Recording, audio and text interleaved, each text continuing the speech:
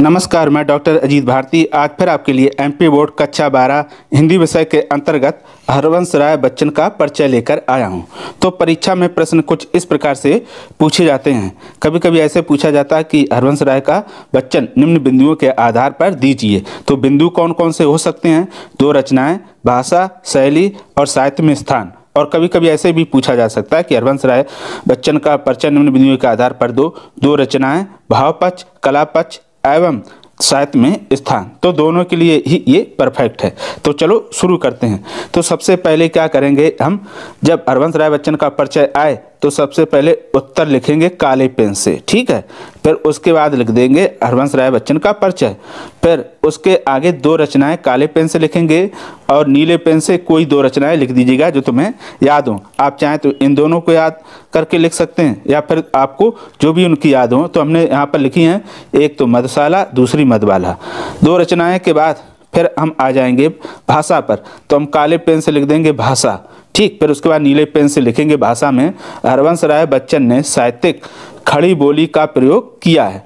संस्कृत शब्द आपकी रचनाओं में अधिक दिखाई देते हैं। साथ में उर्दू, फारसी और अंग्रेजी आदि भाषाओं के शब्द भी देखने को मिलते हैं। आपने हमेशा सीधी सादी जीवंत भाषा में बात पाठक के सामने रखी है। उनकी बोलचाल की भाषा होते हुए भी प्रभावशाली है।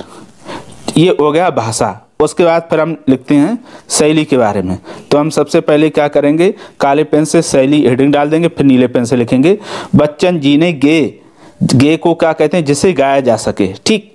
आप जिसे गाया जा सके ये समझने के लिए लिखा है, इसको उसमें ना लिखें। और चाहे लिख भी तो कोई दिक्कत नहीं होगी।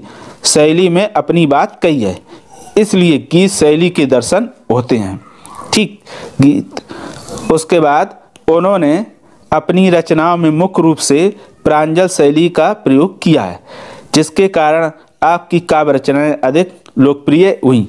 वे सरल और सरस शैली में भी गंभीर बात करने की कला जानते थे। फिर अब इस शैली के बाद हम लिखेंगे साहित्य में स्थान। तो हम साहित्य में स्थान काले पेन से लिखेंगे और उसके अंदर उत्तर नीले पेन से। हरवंश राय बच्चन छायावाद उत्तर काल के विख्यात कवि हैं। साथ ही वे हालावाद के प्रवर्तक कवि भी हैं। उन्होंने गद्य और पद्य दोनों में लेखन कार्य किया है। उनकी मधुशाला लोगों में एक विशेष स्थान बनाने में सफल हुई है। वे हिंदी साहित्य के एक लोकप्रिय कवि हैं। तो इस प्रकार ये हो गया हरवंश राय बच्चन का परिचय। अगर इसमें किसी प्रकार की कोई समस्या या डाउट हो तो हमें कमेंट करके अवश्य बताइएगा। और भी बताइए कि आपको हिंदी से संबंधित कौन सा विषय वस्तु चाहिए, उसे कमेंट करके लिख सकते हैं। और इसी तरह आप दूसरे भी कवियों के परिचय लिख सकते हैं। तो आशा करता हूँ कि ये सरल भाषा में दिया गया हरवंश राय बच्चन का परिचय आपको पसंद आया होगा और बहुत आसानी से इसको हम समझ भी सकते हैं। तो फिर आज के लिए इतना ही। अब हम फिर मिलेंगे किसी नए विषय के साथ। तब तक के लिए धन्यवाद।